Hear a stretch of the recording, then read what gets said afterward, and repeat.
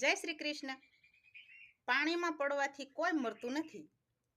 માણા મરે છે શું કામ ખબર છે? એને તરતા ન આવડે ને એટલે. અને જીવનમાં તરતા આવડવું ને એ પણ જરૂરી છે હો. અમને પણ આવડે છે કૂવામાં. ચોમાસું આવે કૂવો ભરાઈ જાય એટલે કૂવામાં 3 વખત તો નાવાનું જ. નાવા ન જાય ને તો અહીંયા ધરવ ન થાય. એવી જ રીતે આ જીવનમાં સંસારમાં સમસ્યાઓ પણ એવી જ છે કૂવા જેવી.